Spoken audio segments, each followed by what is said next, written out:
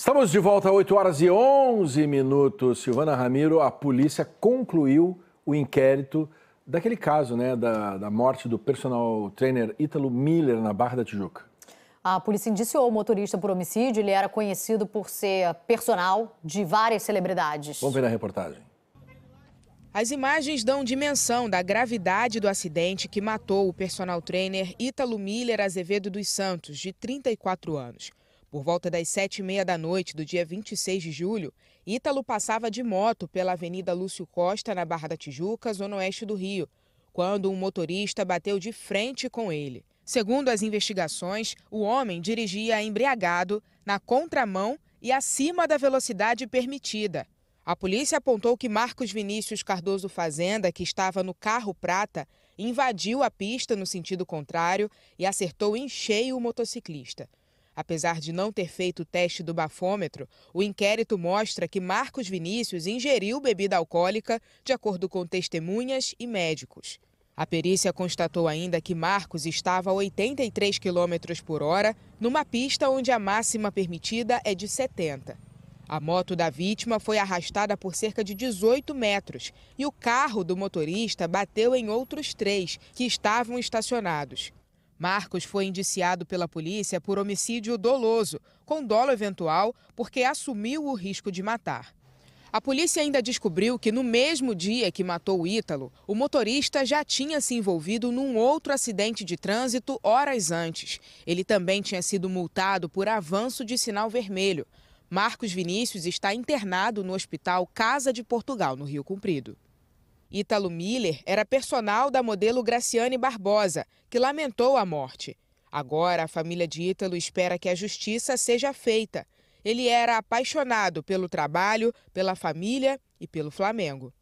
O filho estava vindo do trabalho para casa e foi interrompida a vida dele. E aí a gente queria uma resposta. A gente quer uma resposta do que possa estar acontecendo. Para que isso não fique impune, né? Para que isso não fique impune e para que isso não aconteça com outra pessoa, para que outra família não venha sofrer igual a gente está sofrendo com a perda do nosso filho, entendeu? Para que esse motorista não fique impune, sabe? A gente só quer justiça, a gente só quer justiça. Olha, dói no coração, Silvana, porque a vida do filho do casal foi embora e aí louco. Resta esse pedido para tentar e não melhora, né? Não vai melhorar. Você tem a tentativa de fazer justiça. Vamos falar com a Ana Beatriz Lourenço sobre esse caso? Porque ela está com o delegado responsável pelas investigações. Pois é, Fachel, como a gente viu na reportagem, a Polícia Civil levantou 3 elementos importantes nesse inquérito, ao longo dessa investigação.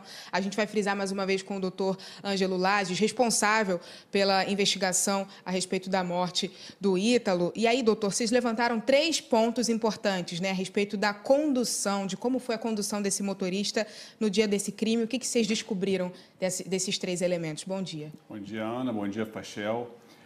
Realmente a gente levantou essas 3 questões, A gente verificou que ele estava dirigindo o carro após ingerir bebida alcoólica, uma vez que quando ele foi socorrido para o Hospital Lourenço Jorge, o médico que socorreu ele verificou que ele estava com forte hálito etílico. A gente, inclusive, pediu uma perícia junto ao IML que reforçou essa questão da ingestão de bebida alcoólica. Além disso, após a gente captar imagens dele trafegando pela Lúcio Costa, a gente conseguiu realizar uma outra perícia junto ao ICCE que determinou a velocidade que ele vinha dirigindo esse veículo e ele estava com excesso de velocidade, ou seja, ele estava trafegando com esse veículo com um excesso de velocidade acima do permitido e, além do mais, ele estava trafegando na contramão de direção, vindo a colidir com a vítima de forma frontal, E já foi feito pedido de prisão para o Marcos Vinícius, esse motorista?